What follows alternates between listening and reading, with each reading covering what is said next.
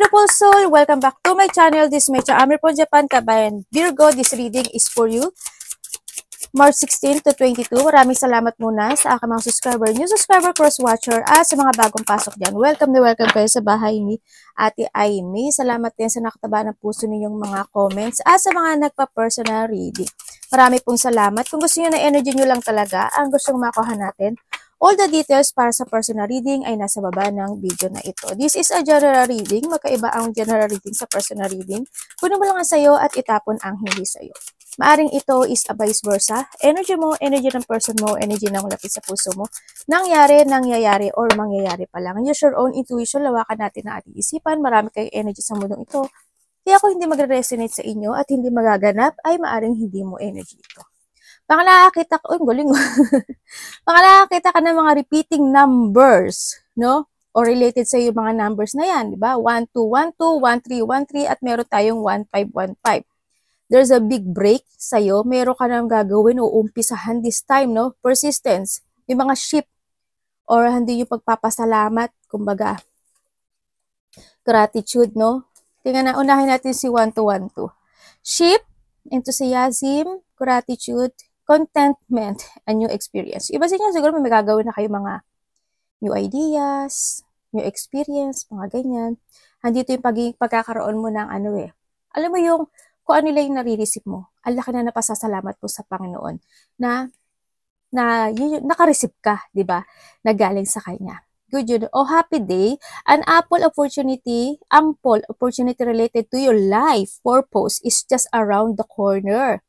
Meron kang life purpose, ha? Take immediate action once it pop up. Of course, a lovely partnership or an epic romance is also in the card.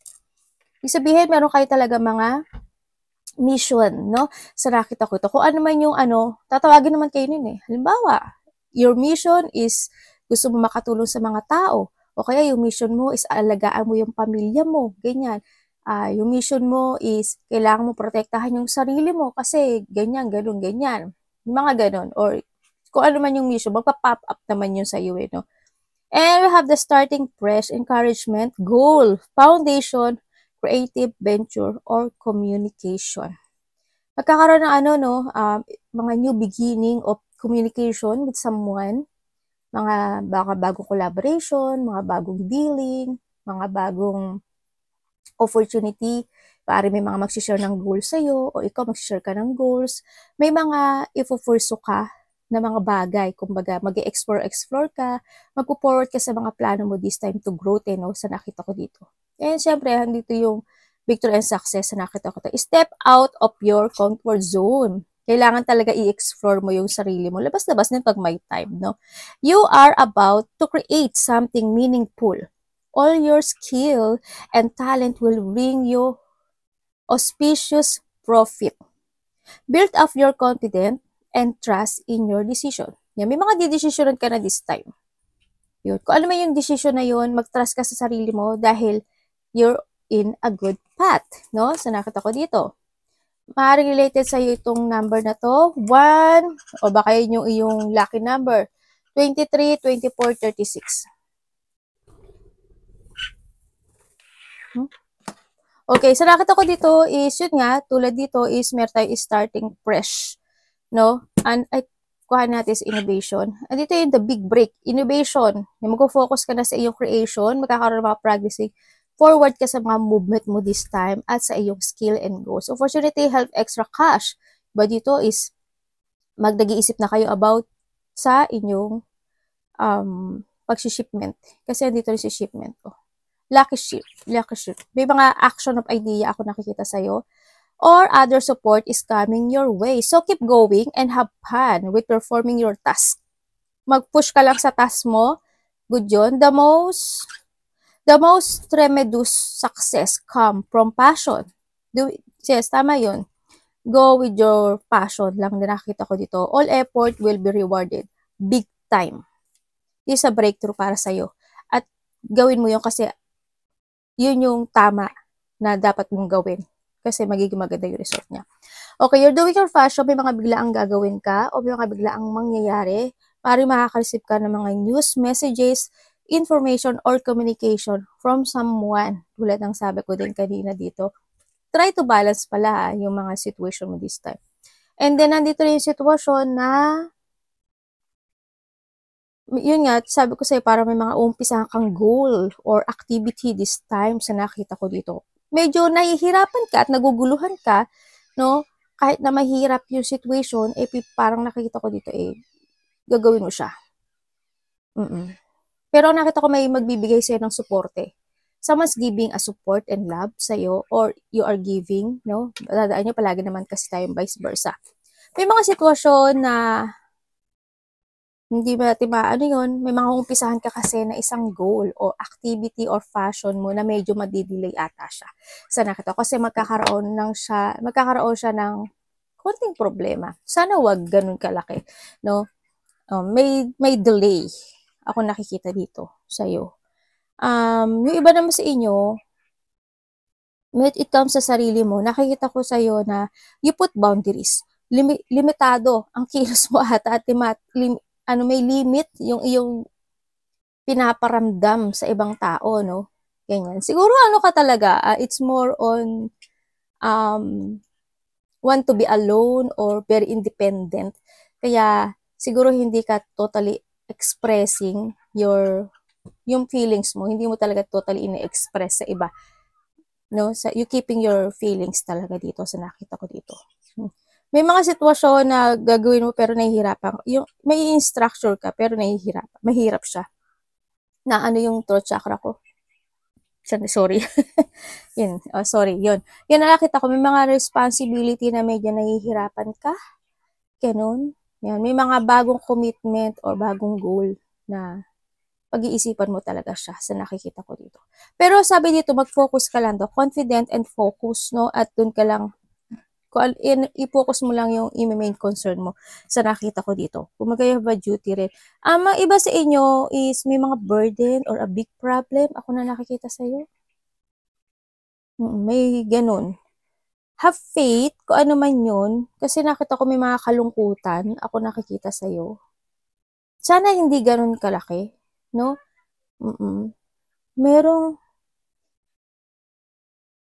Sana wala naman mag-ending. No?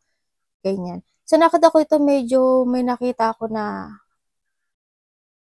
tao na may sakit sa heart or there's an illness person, may disease or you're in a painful situation. So, nakita ko ito. Sa iba sa inyo ganun. And then also, heart or bandang dibdib. Ito. So, nakita ko dito.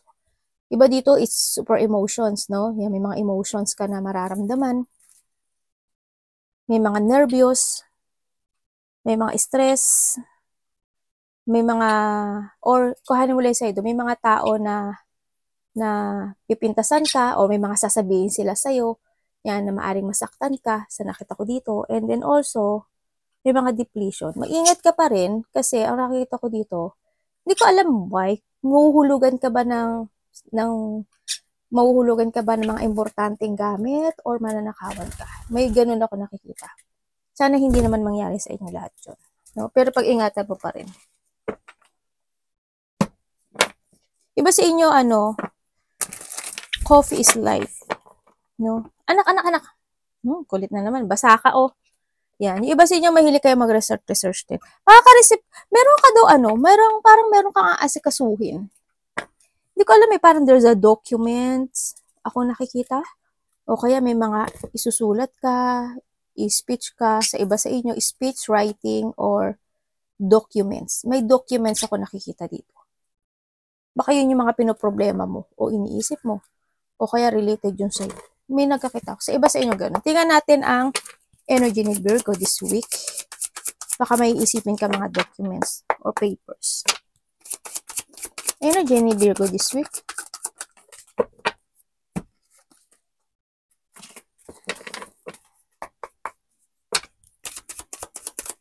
Ano po yun?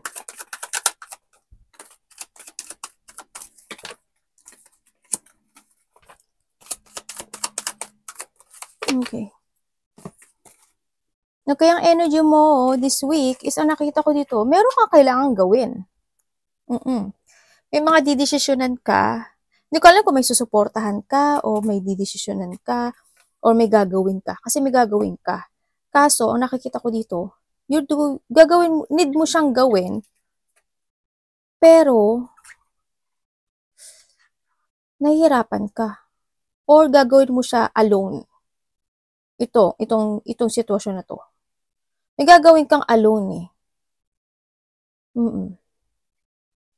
Yung iba sa inyo may problema sa pera or financial ha, sa nakita ko to, or sa trabaho, sa iba sa inyo. And yung iba naman sa inyo is may mga sitwasyon daw na magiging weak. Hindi ko alam kung ikaw or someone na a mother figure. Ako nakita, may mother tsaka may may lalaki. Ako nakikita dito. Yun nga sabi ko sa inyo, di ba, baka may taong may sakit, ganyan, no, na medyo hindi healthy, sa nakita ko dito, na maaaring sinusuportahan mo, inaalagaan mo, ganyan. Bandang dibdib, either puso or bandang dibdib siya, sa nakita ko dito. And also, ganun, siya. Or maaring, may nakikita rin ako na maaring mayroon din tao na ako nakikita na masakit yung ulo o masakit yung paa niya, ganyan. O may nararamdaman siya with it comes sa kanyang blood, ganyan, sa nakita ko dito. Ang iba naman sa inyo, ang energy nyo daw ngayon is medyo dramatic, no, sa iba. Medyo may mga sitwasyon na mare-reject ka, there's a rejection, or you feeling alone, there's a sadness, may mga sitwasyon na hindi mo kayang i-accept, or maisip mo na bakit ganun, bakit ganyan. Iba dito is, there's a hardship na magaganap sa'yo.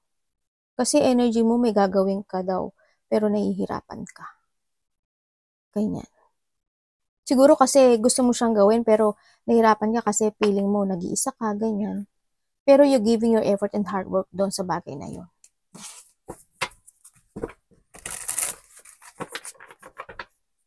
May lungkot ako nakikita sa'yo eh. Tingnan natin, parating. Anong parating kay Virgo? Dalawa talaga.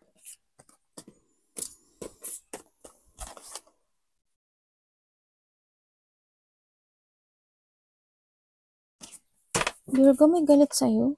Iba sa inyo magiging busy. Iba sa inyo may mga taong ayaw sa inyo. Okay, yung iba is busy ha. Okay, ang parating sa'yo. Ano po? Ay,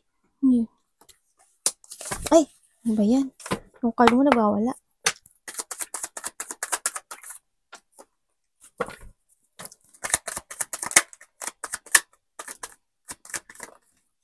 Parating kay Virgo. Thank you. Oh, communication. Okay. May parating sa'yo, may darating.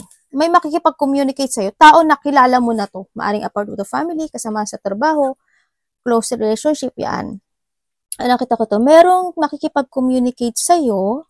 May mga pag-uusapan kayo na related ang isang wish come true or kahilingan. No, sa nakikita ko dito. Maaaring magkakaroon kayo ng pag-uusap sa isang sitwasyon na may i-change kayo.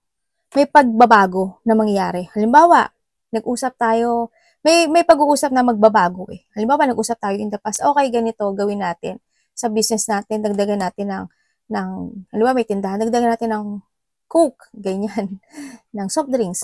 Tapos, ngayon mag-uusap ulit tayo, ay, sandali, ganito na lang ang gawin natin. Ang idagdag na lang natin, ganito, ganyan. O kaya, dagdagan natin ng Coke, pero dagdagan pa natin ng ganito, alak, mga ganun. May konting change ako nakikita sa pag-uusap na to. Sa nakita ko dito. Yeah, may communication ako nakikita sa isang tao. And then also, merong kang gagawin ang parating sa'yo is magkakaroon ka daw ng clear mind sa mga gagawin mo this time. Kasi, meron ka mga situation na i-evaluate. Ganyan. Magkakaroon ka ng self-evaluation or yung bagay na yun is i-evaluate mo siya para mag-success siya. Ganun nakikita ko. Para magkakaroon ka ng isang idea to pursue. Sa iba ganun na. Sa iba, magkakaroon ka ng idea to pursue. Then, magkakaroon siya ng victory and success. Parang maninindigan ka sa bagay na yun to success. Yun ang nakikita ko. Yun ang parating sa iyo. Sa iba naman sa inyo, is parating sa inyo, is maaaring magkakaroon ng pagkikita o celebration, ako nakikita, ng mga taong malalapit na sa'yo. Mga taong kakilala mo. Ganyan. Maaaring, andito yung getting together ng iyong family, reunion, close relationship. May makakaramdam ka ng mga happiness, and joy, and fun. Maaring celebration nga sa iba, maaring na handito yung mga surprise parties, event, or may pupuntahan ka na kasal, ganyan. Mga parties, or may coming home na magagaling maaari ito sa ibang bansa, o ibang baryo, o ibang probinsya, mga ganyan, sa nakita ko to, or ikaw to ha. Yun ang nakikita ko.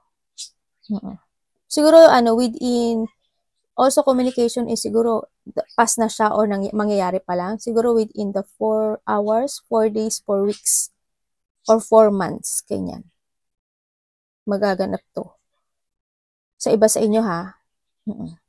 And then also, sa iba sa inyo is magkakaroon na ng development sa inyo, no? Kung kayo is medyo nagkakaroon kayo ng health issue, ganyan, maaring magkakaroon na ng development doon. Kasi wala na ako nakikitang frustration, is more on development sa mga ginagawa mo at mga nagaganap o nangyayari sa buhay mo this time. Is more on development, may mga ile-let go ka na, no? Sa nakita ko dito. There's a success and prosperity, ako nakikita dito sa'yo. Makakalaya ka daw sa isang sitwasyon mo na dati nahihirapan ka. Halimbawa, nahihirapan ka sa pera. Ngayon, hindi na. Sa nakita ko dito, nagkakaroon na ng satisfaction, no? Nagkakaroon na ng mga pagbabago, nagkakaroon na ng transformation, halimbawa, gano'n. O kaya sa family mo, yung mga health issue, if ever na meron, ngayon is nagiging maganda yung takbo ng iyong health issue. It comes to family. Kaya nagiging maganda ang lahat. Very good. No? Tingnan natin, anong dapat iwasan ni Virgo?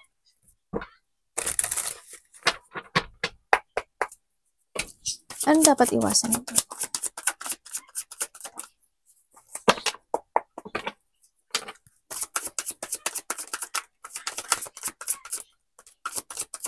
Uy, ayan.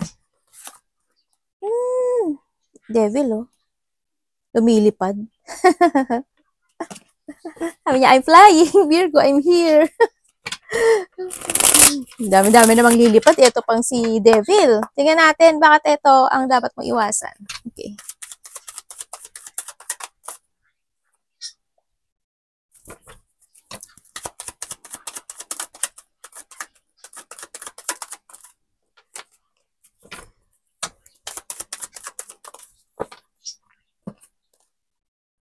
Okay. Okay, ang dapat mo daw iwasan, Virgo, yung isang sitwasyon na hindi mo ilaya yung sarili mo sa sitwasyon na nahihirapan ka. Sa sitwasyon na nai-stuck ka, sa isang sitwasyon na naghihintay ka lang na maganap o mangyari yung pero wala ka namang ginagawa. Iwasan mo yun. Siyempre, you need to release, no? Yung sarili mo. And siyempre, i-reclaim mo yung power mo. And syempre, independent, no? I-restore mo ngayon yung sarili mo sa dating ikaw, sa nakita ko dito. And then also, sabi dito, i-release mo yung sarili mo sa mga tao na hindi nakakagusay. Tsaka sinasabi rin dito, kung ikaw is medyo may mga iniisip gabi-gabi, iwasan mo rin yun. Yun ang mga iwasan mo, no? Yung hindi gaano magkatulog at mag-isip-isip pag gabi-gabi. Sa nakita ko rin dito ay, and then you need to keep moving o keep going sa mga gusto mong mangyari this time, sa plano mo, i-keep moving mo lang yung plano mo, no? Mag-explore ka, ganyan, mag-try ka na mag-try ng mga new experience, ganyan. And be adventurous, sinasabi ito. Mag-take action ka, syempre. Iwasan mo yung hindi ka mag-action, naghihintay ka lang sa wala, o naghihintay ka lang na mahulog yung bunga ng kusa, hindi yung mangyayari, no? Hindi maganda. Tingnan natin. Mag-forso ka sa mga gusto mong makamit na wish come true sa buhay mo. Tingnan natin ang love. Love is sa lahat, kapatid, anak, magulang, karelasyon. Kamusta ang love this week ni Virgo?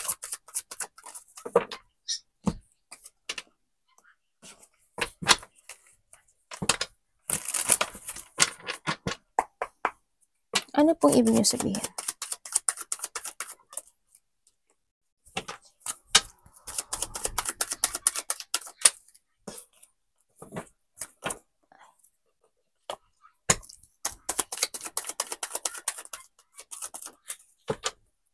Wow. Okay. Yung iba sa inyo, love is a family, no? Sa iba sa inyo. When it comes to a love, kung kayo is magkahiwalay nitong tao na to, no? Sa nakita ko dito, maaring itong tao na to is may, either ikaw ang pamilya niya, or may iba siyang pamilya. Maaring itong tao na to is lumayo na sa iyo, at mayroon ng katahimikan kung nasaan man siya ngayon, no? Nagkaroon na ng pag-let go, or inabandonahan mo na siya, o inabandonahan ka niya sa nakita ko dito. Kumbaga nag-uumpisa na ikaw or siya sa bagong buhay niya, no? Kung kayo is magkasama nitong tao na to, sa nakikita ko dito is nagkakaroon, handun yung ngayon is kalme. Handun yung mga sitwasyon na want to be alone, no? Sa bawat isa sa nakita ko dito. O kahit nagkakaroon man kayo ng mga problema, struggle, nagkakaroon ng distraction dito sa situation na to, in the relationship, iba dito family, nakikita ko pa rin na kalma at maganda yung situation nyo, no? Kung nag-uusap kayo, okay naman, suportahan to each other, sa nakita ko dito, yun na nakita ko. Kumbaga, pinag-iisipan nyo pa rin, pinag-iisip pa rin ang bawat isa sa relationship na to, sa nakita ko. Hindi kasi yung promises, no? Diba, for better, for worse, till death do us part, na kahit na nagkakaroon ng mga painful or problema, walang iwanan, kumbaga, sa nakita ko dito, no? Kahit nagkakaroon mga dissatisfaction, keep moving pa rin kayo. At napag-uusapan naman ang relationship na to. Kaya nandito rin si Ten of Pentacles sa nakita ko dito. Kahit na minsan nakakaramdam na kayo ng pagod, na-accept nyo na lang na ganun kasi siya, okay, ganun kasi ako. Ganun. Yung mga lesson, na-accept nyo to each other, kaya nagkakaroon ng matatag na relationship, kumbaga, no, sa nakikita ko sa inyo. Sa iba naman sa inyo,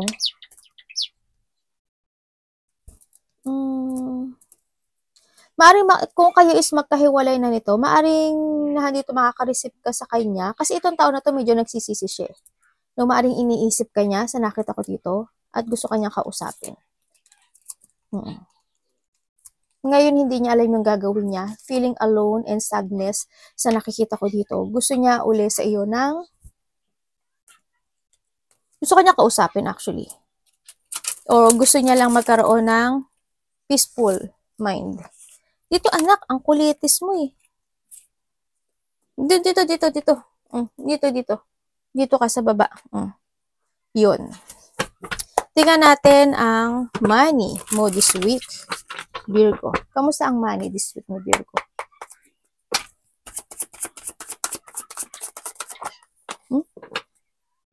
Wow.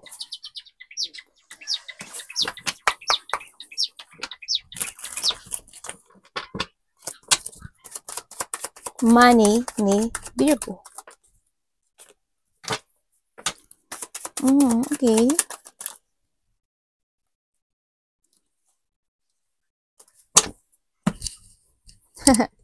Tawa ako sa money mo, no?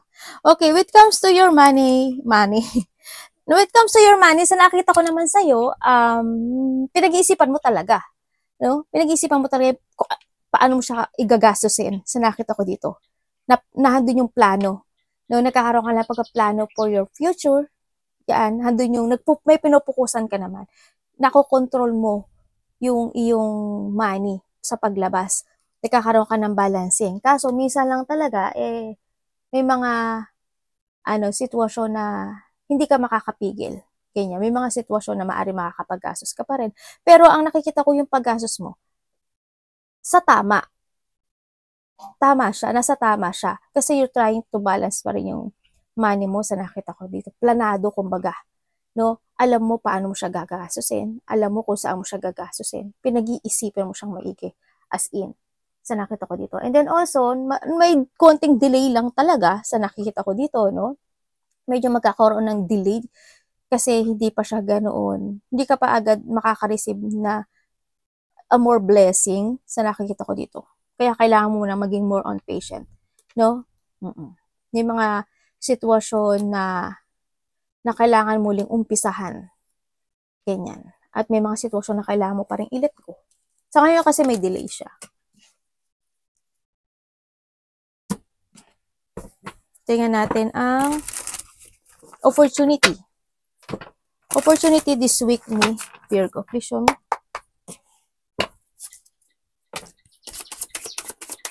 Opportunity this week ni Virgo.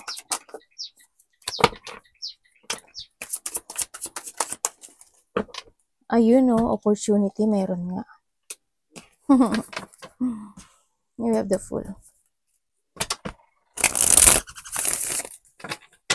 Pwedeng explain niyo po sa akin.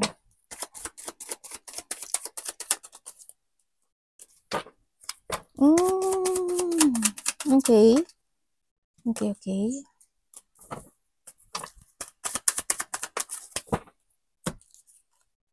Okay. Okay. When it comes to an opportunity, ang nakita ko sa'yo is meron kang isang action, no? Isang action na gagawin or may mga hinihintay ka pa sa ngayon, no? Sa resulta na yun.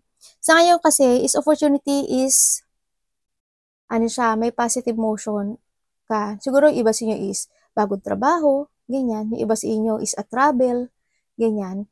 Kaso, ang nakikita ko ito, plano pa lang siya, no? Kumbaga nahadun pa yung decision making sa nakikita ko dito. Andito pa lang yung nagkakaroon lang uli ng resetting, ganyan, sa nakikita ko dito. Maaring kulang pa sa money, kaya kailangan pa na mag-ipon ng money, ito opportunity na to, no? Ganun nakikita ko. May mga sitwasyon pa na maaring binabalanse mo pa.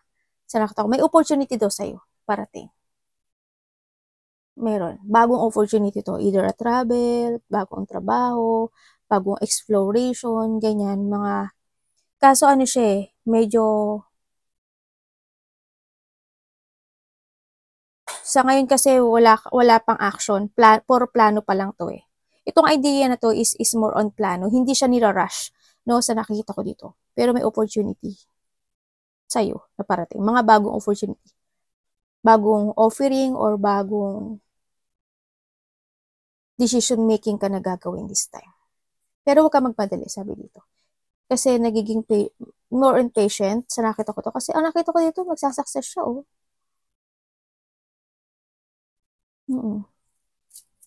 Yun, may opportunity sa'yo. Kung gusto niyo mag-travel, sa nakita ko dito, planuhin niyo daw maigi. Diba dito, kung may mga gagawin kayo na isang situation, is may kailangan kayong baguhin at you need to trust more to your intuition. Magsasucess po ba itong opportunity na to?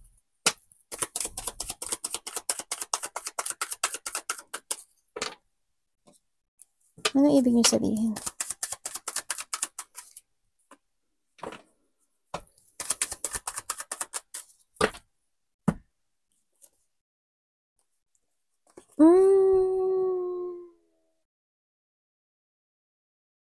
Kung magsasucess itong opportunity na to, kung magiging strong ka lang daw, iba dito talaga travel, kung magiging strong ka lang daw dito sa sitwasyon at magkakaroon ka ng paghihigpit, na sabi ko nga is maaring ito is related din sa kakulangan ng kaperahan, magsasucess naman siya sa nakikita ko dito.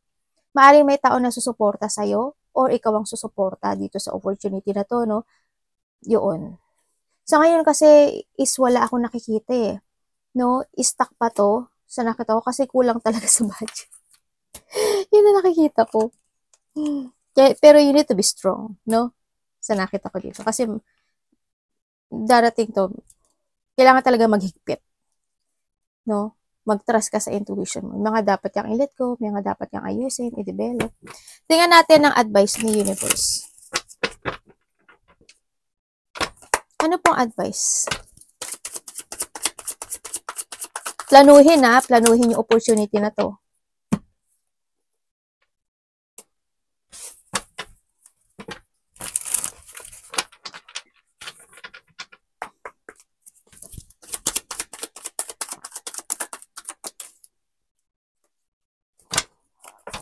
Nine of Swords.